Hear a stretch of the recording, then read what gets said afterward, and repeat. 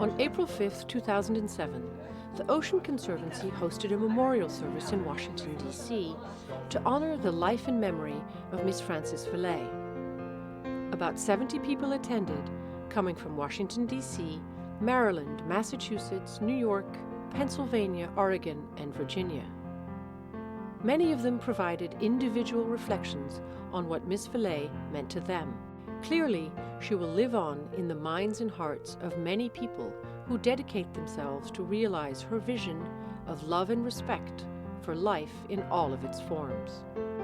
I think the thing that really was so important for me is that Frances was proud of me, was proud of our organization, was proud really of the fellows who are here today, was proud of conservation and proud of the work we did. And so every time you left Frances, you felt like, I'm doing a good thing, you know, and Frances is in my corner, and that really made all the difference in the world.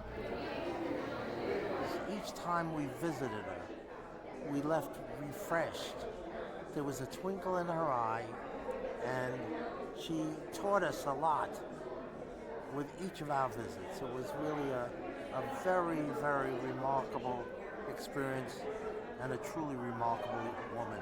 I would typically go up and see her every 5 or 6 months or so in Philadelphia. I live here in D.C.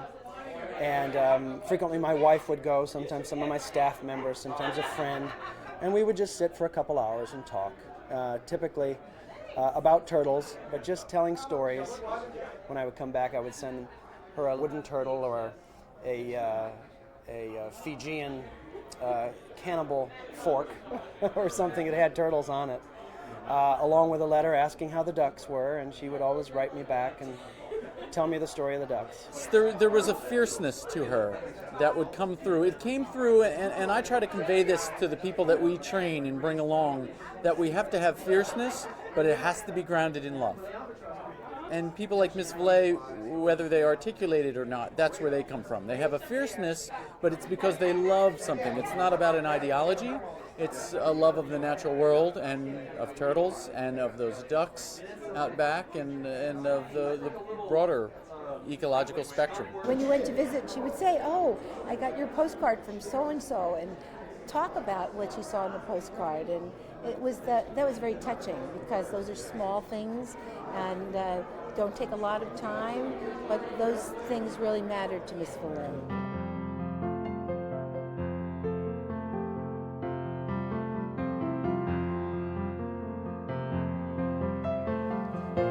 Good afternoon, everyone. My goodness, what a celebration. What a special day. My name is Vicki Spruill, and I'm the president of the Ocean Conservancy. And I'd like to welcome you all this afternoon to this very special event honoring a very special woman, Miss Frances Velay. I think this turnout is a real testament to the impact that Miss Velay had on the Ocean Conservancy, my organization, and so many other organizations represented here today. I think this is just a mere snapshot of her legacy. I'd like to recognize, this is sort of a special opportunity for us, two past presidents of the Ocean Conservancy, Roger Roof and Roger McManus. Can you both stand? Yeah.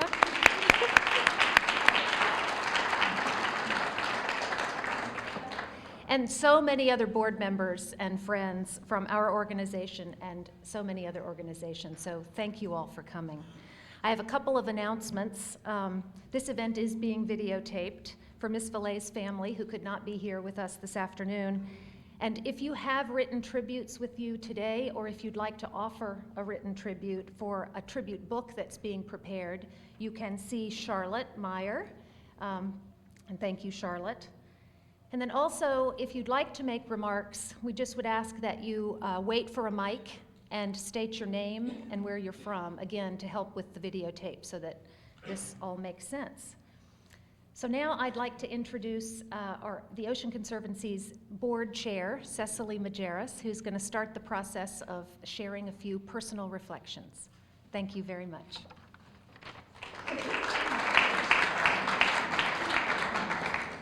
Thank you very much. Thank you all for coming here. I want to thank Charlotte for organizing this. I know many of us would have liked to have gone to Philadelphia for the reception there.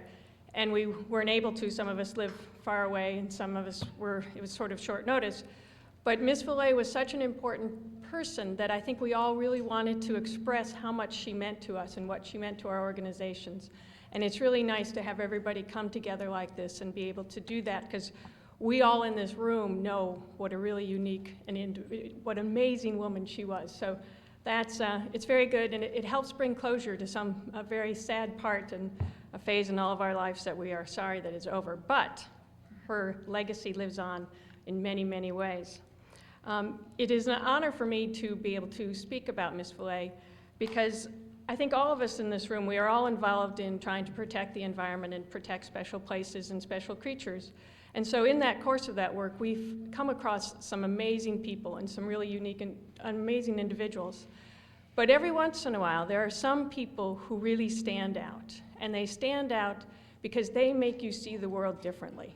And they make you appreciate things that you've always taken for granted. And Miss Velay was one of those people.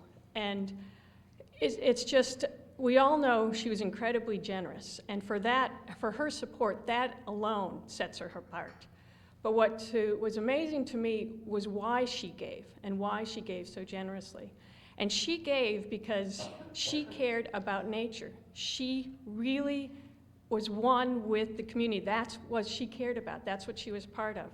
And she wanted all of us to understand that. And she was after the details of nature. She was going for the unsung little flora and fauna. She was not after those mega charismatic creatures that everybody looks at with doughy eyes. No, she liked turtles, for example, which some, I argue, think are very cute. But, excuse me, Mary Dale? But it's not what you normally think of. And she really had the ability to make us appreciate, and through her work, she has helped protect that part of the environment that many other people overlook and that is often overlooked.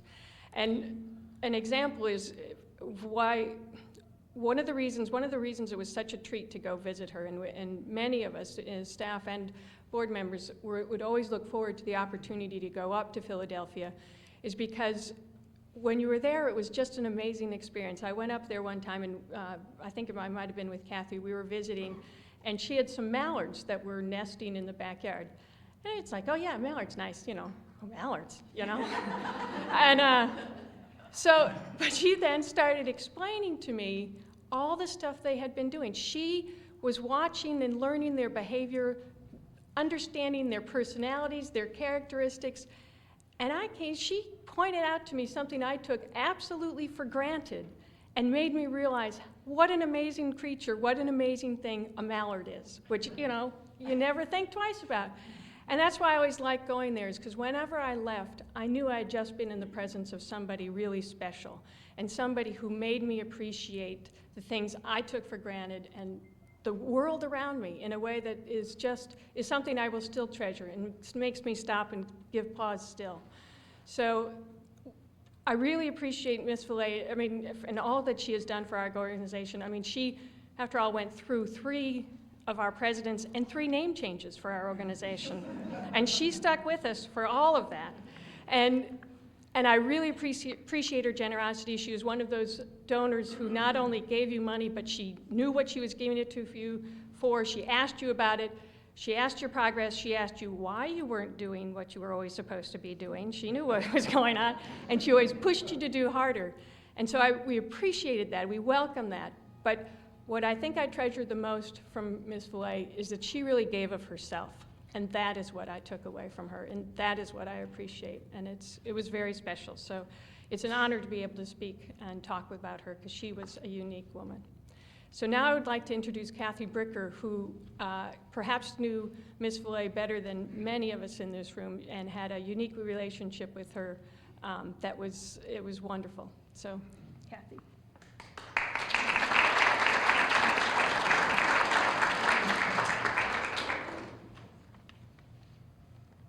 Thank you very much, Cicely. I had the honor of working with Ms. Velay through her connection as a grant maker to the Ocean Conservancy. It's my great, great pleasure to be with all of you this afternoon to honor her memory and her life.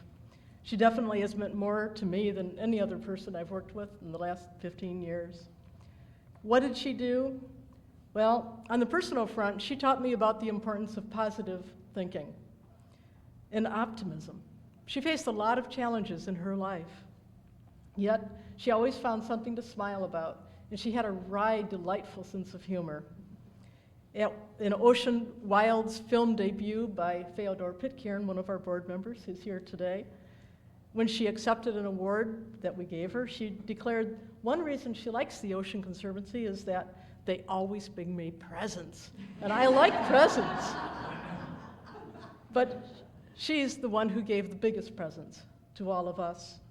On the professional front, Ms. Velay did more to shape the future of sea turtles and other ocean creatures, as well as all the programs of the Ocean Conservancy on their behalf than anyone else in our 35-year history.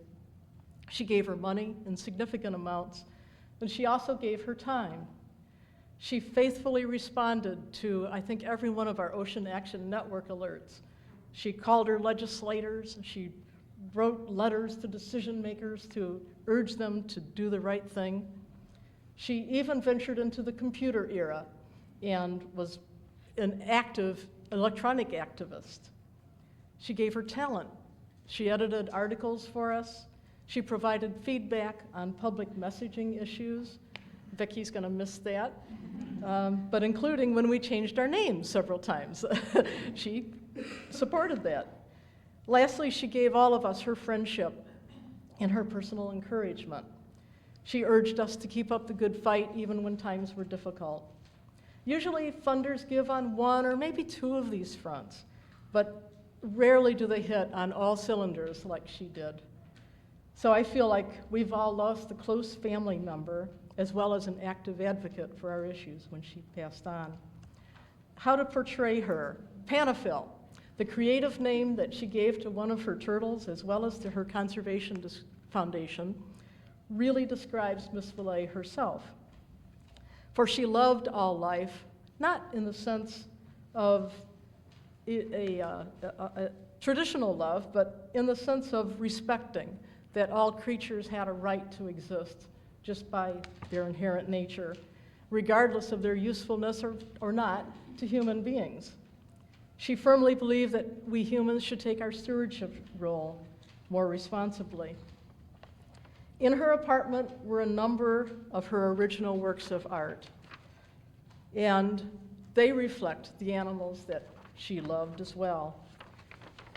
Her family has asked that the Ocean Conservancy share these pictures with you because they want to make sure that her memory continues in the homes and the offices of the people who meant a lot to her. So on their behalf, I would like to invite everyone here to select a tangible memento of her, be it one of her paintings or one of her turtles, most of which probably people in this room sent her or brought her, and take it as you leave, as a memory and memento of her. And her family would love to know that her items have found good homes with everyone. The item I selected was a painting that she had executed in November 1957. And it was of a turtle walking near the water. And it wasn't one that she had framed and hung, so it wasn't exactly her favorite, but it was special to me because underneath the image, she wrote the words, "Peaceful river life, turtle taking a walk, fraught with no danger." That was, in a sense, her vision statement. She wanted the best life possible for all creatures. She once showed me several sea turtle photographs that Dr. Jim Spotilla, who could not be here today, and she asked me, how could anybody possibly harm such beautiful creatures? She could not even comprehend that. She was a steward herself, caring for 8 dime store turtles, and for most of us, those turtles lasted a few months. For her, they lasted 50 years. One of them even set a record in longevity for its species, Tiny Weenie. She had other ones named Beautiful. There was Don Juan, Olive, Harlequin, Sick One, and Chlorophyll. Now, you may think that turtles and reptiles are not affectionate, But her turtles followed her around the apartment, and they begged her to pick them up and pet them. And she knew that under their neck was actually the favorite place to rub them. And if she did it just right, they would wink at her. Her niece was so in tune with Miss Velay's devotion to sea turtles and to turtles in general that for the funeral in New York, she's selected to place the ashes from Miss Velay. You're not going to believe this. Not in an everyday urn, but in a beautiful replica of a life-size hawksbill sea turtle. That is Miss Velay. This turtle was given by somebody in this room, Matthew Santosha, who is from the Center for American Indian Health of the Johns Hopkins University. So we're delighted that the family worked on his behalf.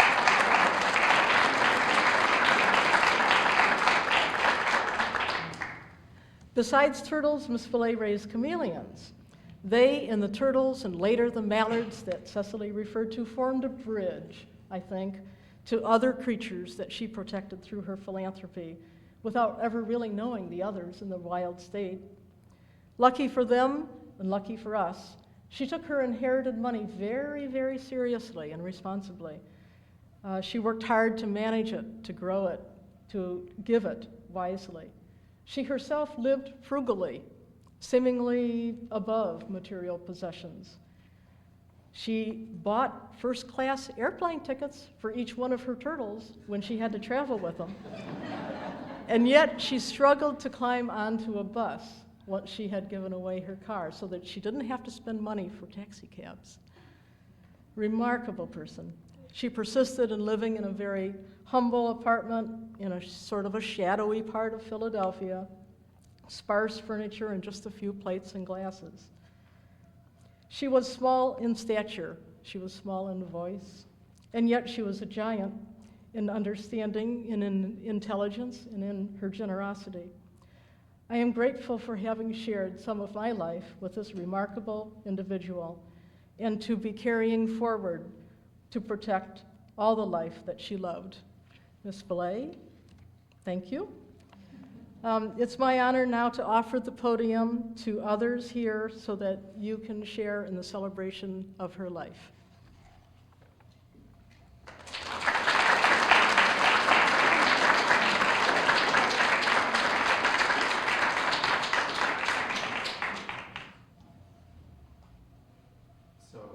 I'm Greg Mitchell. I work with the African Wildlife Foundation, and okay, now we're on. So I'm Greg Mitchell again, and I work with the African Wildlife Foundation. Ms. Velay, of course, was a supporter of ours, but I, in fact, became acquainted with her by name and by legend when I worked with the Wilderness Society, and Sally Wells, who's here, was actually someone who visited regularly and often told me stories. So it was really a delight to meet her in person when I moved on and started working with the African Wildlife Foundation. I think these stories of frugality and simplicity and stewardship of her resources for the benefit of all of us, that character is really clear to all of us. I always enjoyed the fact that she was such a searing intellect and was poring over the New York Times and was so well informed. And she was well informed about public land issues and environmental law and legislation and the political scene. And it didn't surprise me, therefore, that she had a great interest in literacy. And I see some of the literacy people here. And it was, I think one of the things that was great is she always told me all about all of the other organizations that she was supporting and would make essentially sales pitches to me about all of the other great organizations and the wonderful work that was being done. I think of her as a generation of conservation supporters, representative of a generation, as well as being a unique individual in her own right, but people whose values were really not formed by Earth Day, but much earlier in the century.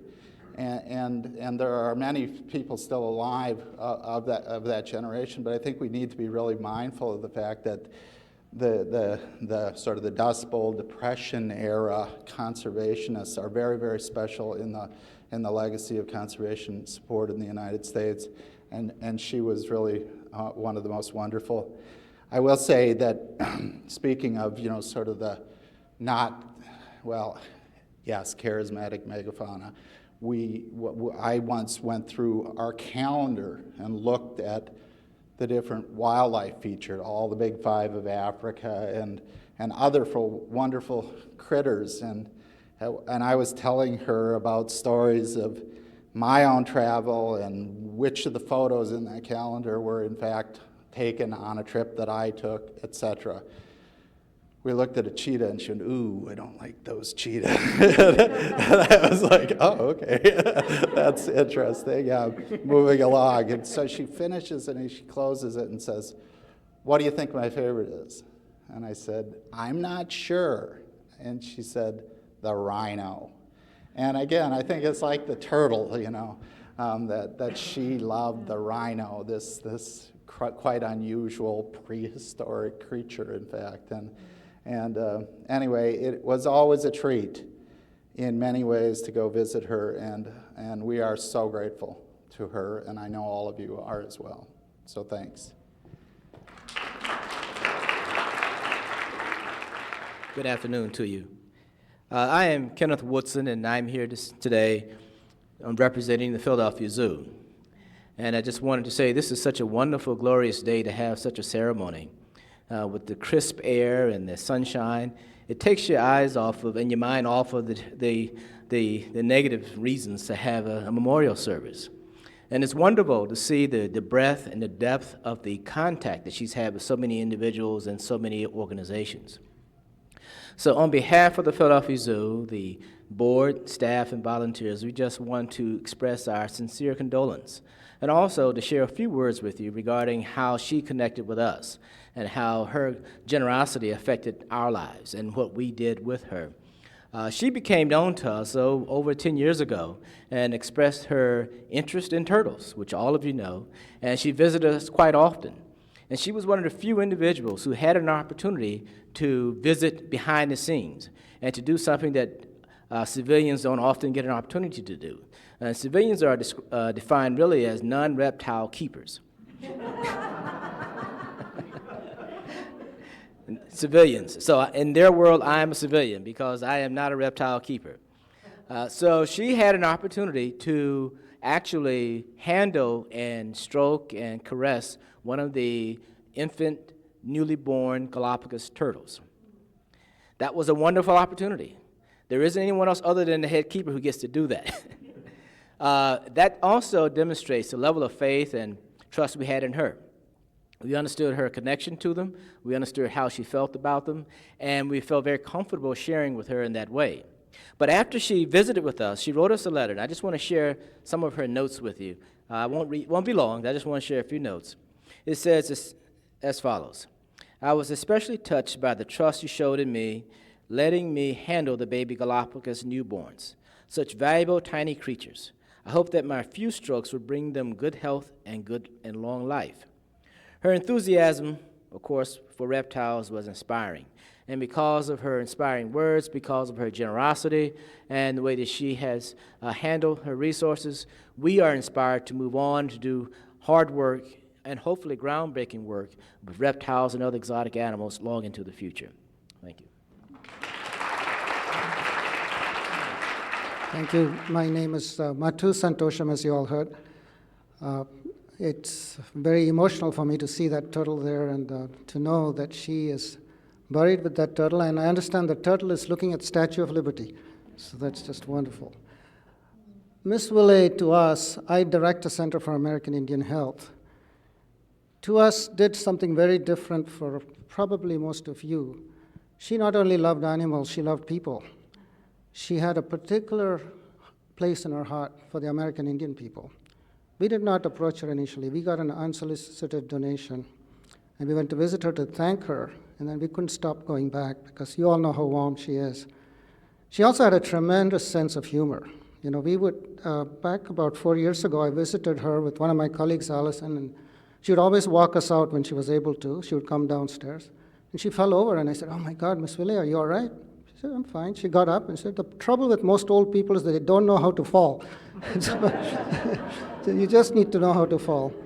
And she asked me how I got involved with the American Indians. So I won't bore you with all that, but she had this, I told her a joke, and I said, I'm the real Indian working with the American Indians. And she thought that was very funny, and I said, Miss Velay, if Columbus had known his geography better, I'd be living on a reservation and the Indians would be studying me. So she enjoyed jokes like that. But jokes aside, my wife and I, I'm a pediatrician, my wife's an anesthesiologist. We lived on the Apache Indian Reservation now almost 30 years ago. American Indian children, those days especially, would die of diarrhea, pneumonia, just like developing countries. We were able to work with them, work on a number of interventions. Now they don't die at those rates. But one of the things I noticed there is, especially on the Apache Reservation where we lived, none of the children would finish high school. Nobody would go beyond that. I would help many of them fill out forms, send them to college. Within a few months, they'd be back. But then over the years, things have changed. But the problem was and Miss Velay asked me, "What are you doing at the center about education?" And she made it her mandate and actually provided scholarships. We now have several scholars around the country who graduated with her help. And I brought one of them with me, Felicia, who just got her master's in public health at Johns Hopkins and now applying for dental school.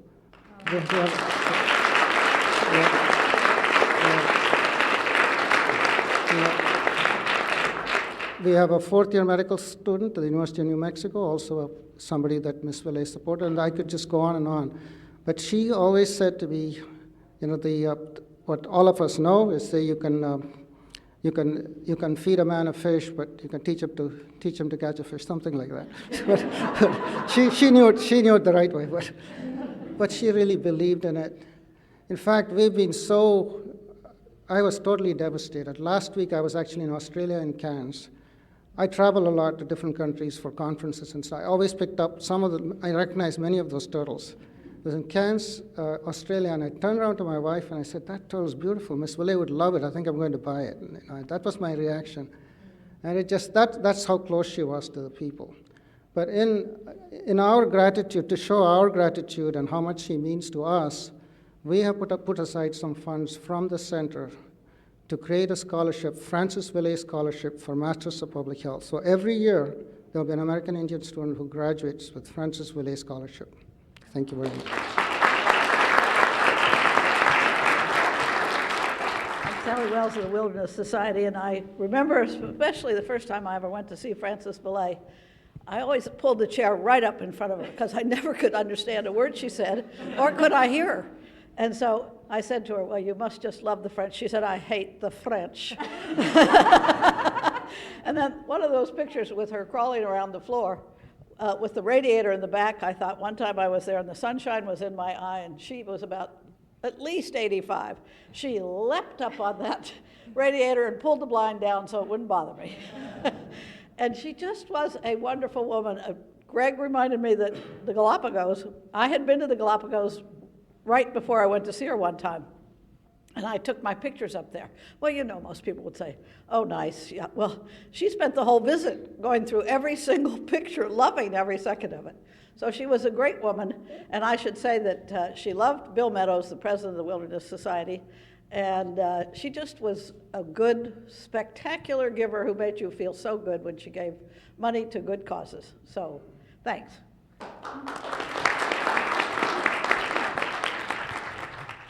Thank you. My name is Kathy Zagzebski, and I'm the president of the National Marine Life Center in Cape Cod, Massachusetts. And I only had the pleasure of knowing Ms. Velay for the last 2 years since I've been at the center. One thing that really struck me when I first visited her was how she really loved to give a hand up to people and animals just starting out. When I visited her, she was judging an essay contest for students, and I thought that was just such an amazing thing that people from all over were sending her these essays, scientific essays that she was judging. She made a point of saying that she really liked to help organizations that were in their startup phase, like at the National Marine Life Center.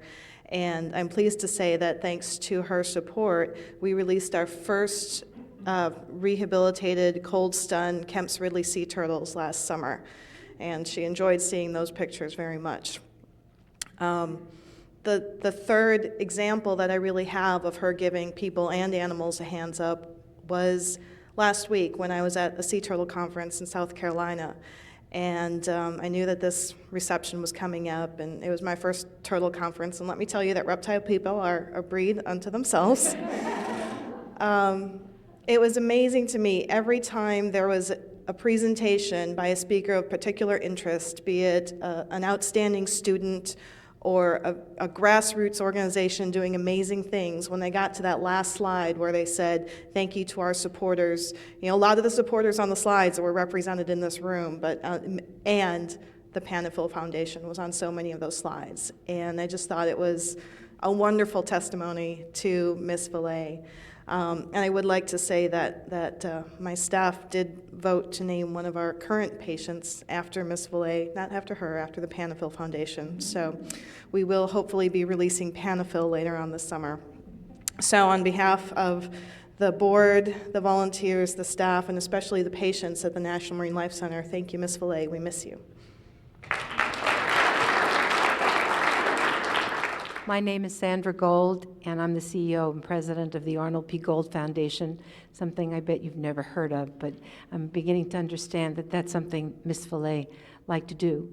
The Gold Foundation promotes humanism in medicine, and I'm beginning to see the strain of compassion. Those essays that you were hearing about when you visited Ms. Velay were part of some of the work we do.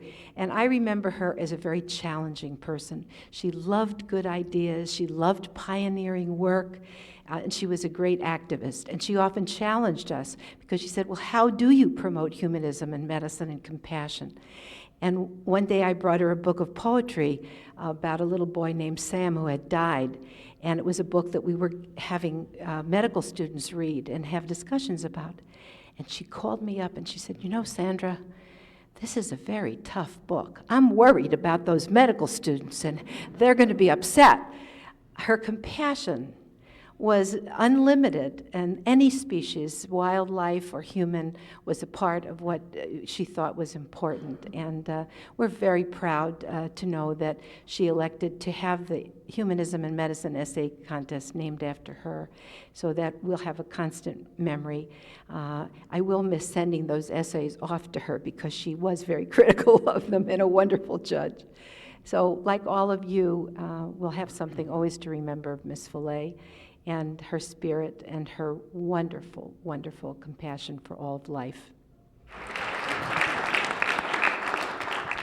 I'm Richard Wood. I'm the Executive Director of Food Animal Concerns Trust, and I wasn't going to speak, but I wanted to continue expressing the depth and breadth of the support of Frances Velay and the Panafil Foundation. Our organization works on, as the name implies, on animal agriculture and seeking to promote sustainable, humane animal agriculture that produces safe food for us as consumers. And it was hearing this depth and breadth of the kinds of groups she supports is testimony to the strength that she brought to all of us.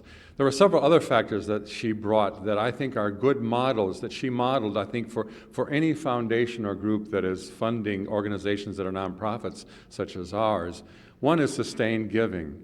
There are so many foundations that we know of that you have with you for a couple of years with that great idea that just as it's beginning to flower, they move on.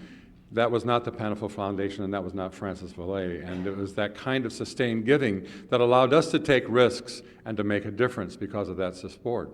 A second was informed giving. Not only did she read the New York Times, she also read all of our materials. And it was like going in for a test when coming to talk with her as we would discuss the various program areas that we were working on. And we thank her for that gift, and we wish that informed giving would be a quality of all foundations that we have to deal with and that we want to deal with around the world. We wanted to deal with her, but informed giving was another benchmark. A third was educated or realistic giving, I guess would be a third. we were venturing in new areas, and she understood as we tried to change the behavior of poultry producers or dairy managers, that the only way they would change would be to see that there was also a profit for them in making that change, improving the lives of those farm animals. And she called that to our attention, and because of that, we began to develop those kinds of methodologies and ways of working. And her realistic giving was very instructive. And finally, as we all know, she was a very personal, it was personal giving that also made the difference. And we've all walked to the window, we've all looked for those mallard ducks, and we've all heard those stories. And we all sought to bring her gifts that would represent the caring that she had for the world of which we were all a part, to the very point that in preparing for my next visit, the bookkeeper in our office brought me a turtle for my next visit. Thank you, Frances Velay. My name is Alan Goldberg, and I run the Johns Hopkins Center for Alternatives to Animal Testing.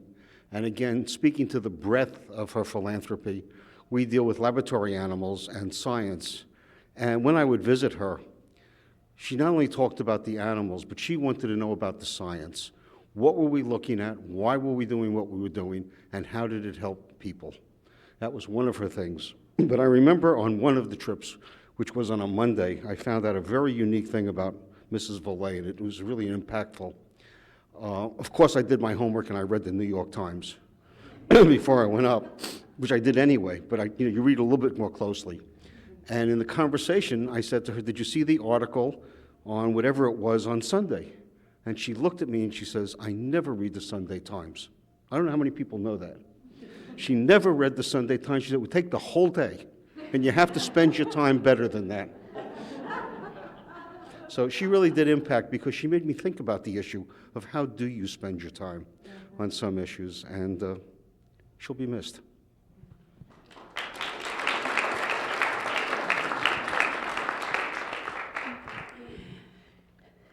Well, further on the idea of the laboratory animals, this was the field which she supported by helping me. First as an organization to try to bring more welfare into the scientists who are concerned, who are doing investigations. But then later, when I moved on to going into the ethical issues of the human use of animals, she continued to support me in that field as well. And since we've been reminiscing on first visits, because I think we're doing that because they were so strong, I think everybody had an enormous impact in first meeting her.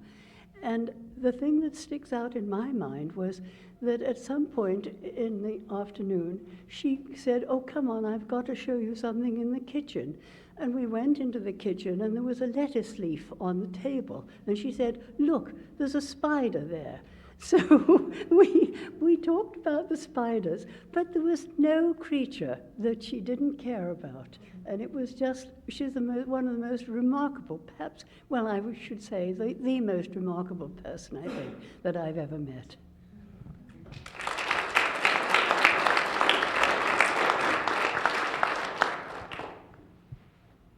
My name is Jackie Carl, and I'm with the American Wildlife Foundation, and unfortunately, I never had the opportunity to meet her, and I think I must be the only person in the room that didn't. But my contact with her was initially through a letter to her foundation, and then after that, we started corresponding via letters and phone calls. And it's funny because I hear the stories that you tell me.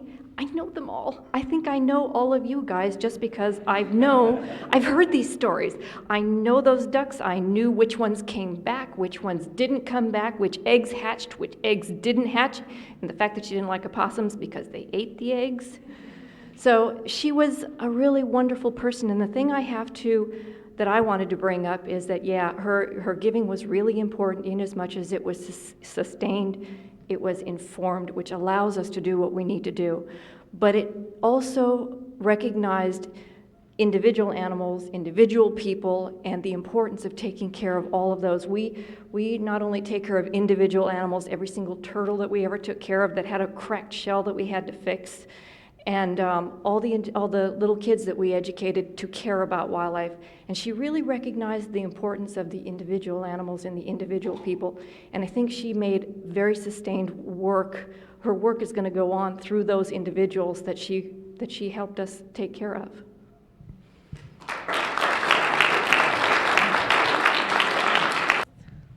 Hi, I'm Tamara Sperling, and I work at World Wildlife Fund. And I unfortunately did not get to know Miss Velay in detail as most of you, because I only had the pleasure of knowing her the last couple of years.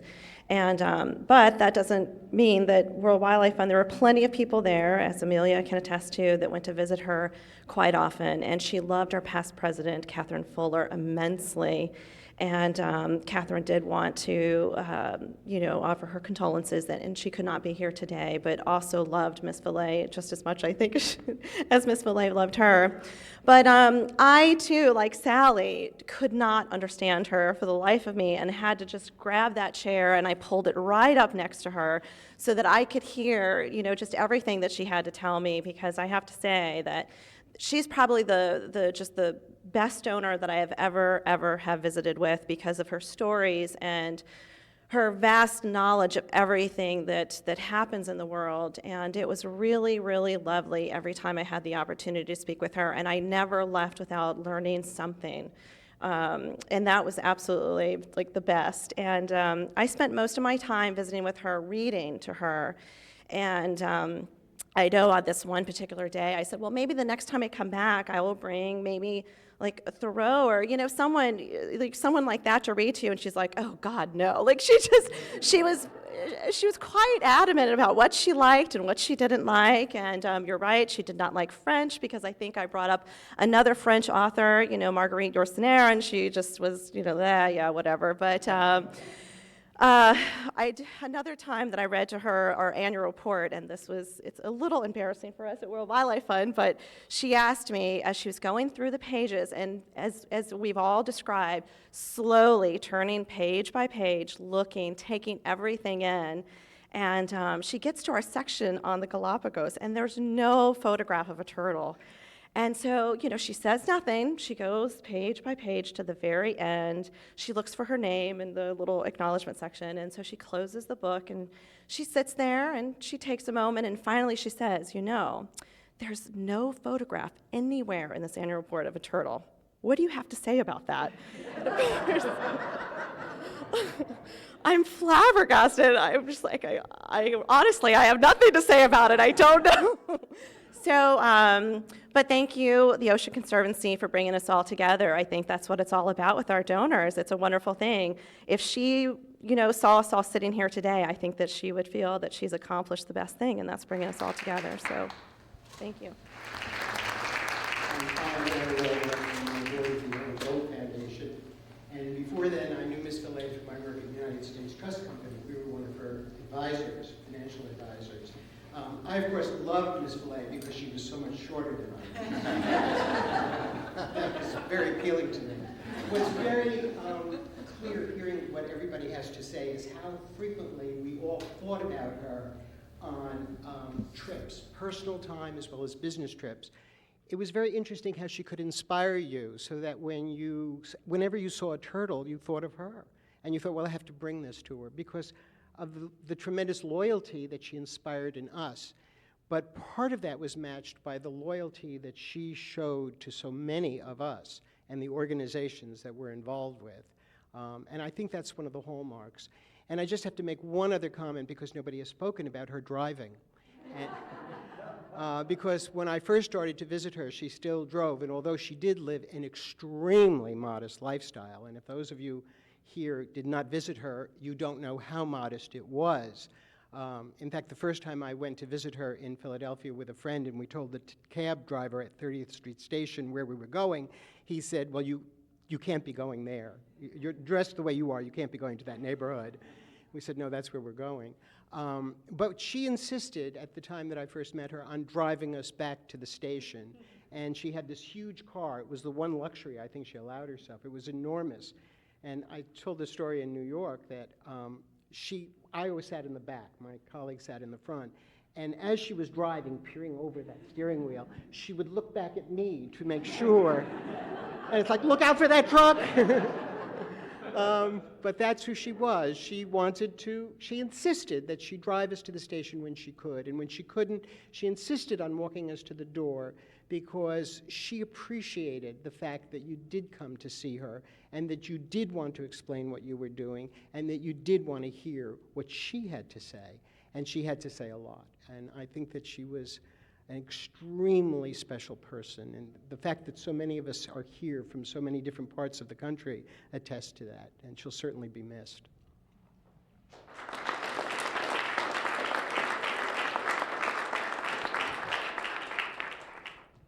Hi, I'm David Hoskins. I oversee the legal and legislative work for the Ocean Conservancy, a position I've held for 7 years. And during that time, Ms. Velay's funding has been absolutely essential to our work. On the legal front, we've been involved in a number of lawsuits, and some of the attorneys that have worked tirelessly on those lawsuits to change fishing practices that led to bycatch of large numbers of turtles in the Western Pacific, and that work has fundamentally changed how they do fishing in that part of the world. I wanted to also speak to something else on the legislative front, which is shortly after I arrived at the Ocean Conservancy, Mary Dell Donnelly, who also is here and certainly counts herself as one of Ms. Velay's disciples, recruited me and everyone who worked for me to do turtles and nothing but turtles all the time. And she said to me, David, what we really need is we need a Marine Turtle Conservation Act. We don't have an act like other acts patterned after or focused on saving particular species that are truly in crisis, and can you help me work on that?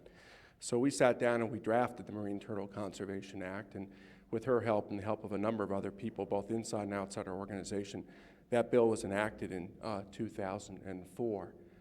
Since then, we've worked with the Multinational Species Fund group of NGOs to secure funding for that statute and others like it. Last year, there was $700,000 in federal appropriations to implement the Marine Turtle Conservation Act that led to $1.4 million in matching funds for conservation projects in the water, on the ground, to protect nesting habitat, to build community support for education across the entire world.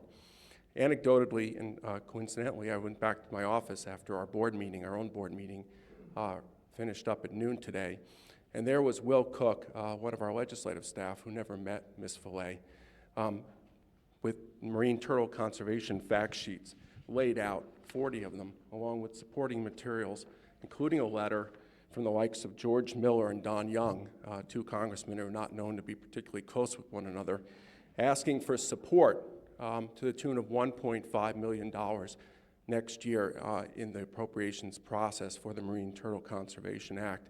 And he was heading up to the Hill, as I said, entirely coincidentally, with 40 packets, just part of, I'm sure, a large number that were heading out the door today in the form of a Hill drop with fact sheets to secure that funding.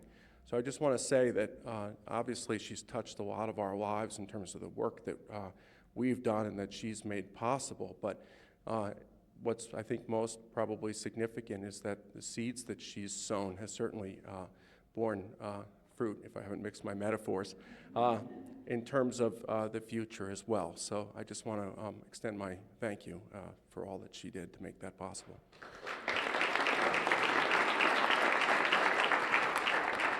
Hi, my name is Kristen Leisman, and I'm here from Pro-Literacy Worldwide. And I was one of those people who was feeling like perhaps I wasn't going to speak because I didn't get to meet her through Pro-Literacy.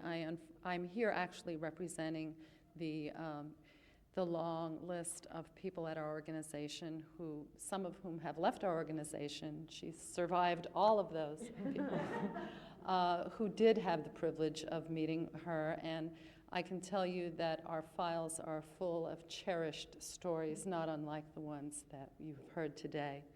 The thing that impresses me, so I really kind of came here to bring back some news from all of you, which is why I took the floor at the 11th hour, or I don't know how many more there are, but I enjoyed hearing all of this because there's not a sort of natural crossover from turtle lovers to literacy advocates. And if you go back to where I came from, you would have been convinced that she was like the literacy, philanthropist. As I listen to your stories, it's absolutely clear to me that what drove her to support us so generously was her own awareness, what you were just saying, sort of reading every shred of it.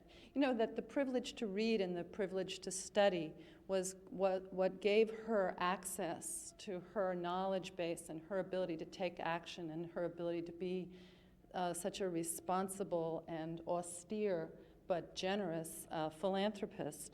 And she understood that this was a privilege and a right that kind of opened up a life, a very rich life, the one in where she had a very active role in her passion, which this was.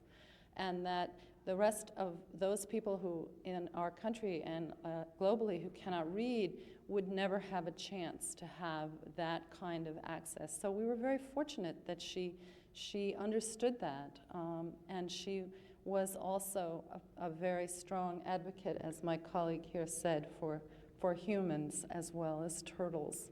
So I'm just here to say thank you for the life of Frances Velay, whoever sent her to the planet and who has her now. Thank you for sending her to us.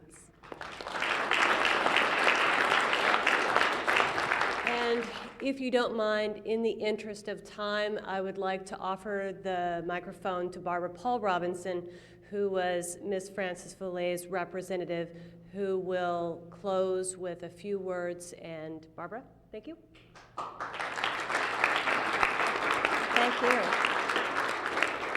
Well, thank you. I just want to thank, first of all, of course, the Ocean Conservancy for bringing all of you together and allowing us the joy of this wonderful event. I think the stories speak for themselves. Those of you who haven't met her feel you have. Those of you who know her know that she's alive with us in this room. And I must say that one of the things she did do was make you all prepare hard when you went to see her, but you know she prepared for you too. So she did all that reading before you came. Yes, she was loyal. Yes, she was a sustainer. Yes, she stuck with you, but not passively. She knew what you were about. She just didn't give willy-nilly. She chose quality. She chose programs that worked or programs that could work. And what's fascinating, you've also heard about the way she lived, which the first time you ever encountered that, those of you who went there, was a bit of a shock. And I used to warn people who were going to meet her for the first time to expect that they were going to be basically visiting a slum, and it wasn't going to be what they might expect for someone who gave as much money as she did. But the answer really was that she was not only an original and fiercely independent, she really didn't pay too much attention to what the social norms were. She did her own independent thinking. And she didn't care about material things except insofar as they could help her help you do the important work you do. The other thing is, which is so sweet about today, is that she really didn't seek credit. She might have looked on the list, but you might see that often it was the name of her foundation. It was not Frances Velay. It was Panafil Foundation, usually. By the way, the other foundation she created, which I've heard resonate today, is called Uphill, which is to help people up the hill. So literacy is just one part of that effort. So she was very thoughtful in what she did, and she didn't seek to have her own name on things. Lots of you offered her that. She turned you down. And so for those of you who have chosen to name things for her on your own, that is just a lovely, lovely way for you to thank her in a way she would not have asked for. But what I really want to say is that you are her legacy. You are what sustained her, and as she sustained you, you are what carry it on. She would want your work to be continued as effectively as you all do. And frankly, her foundations, I'm happy to say, will continue her interests and her support, and I hope continue to support you for many, many years to come. So thank you very much for all of you do.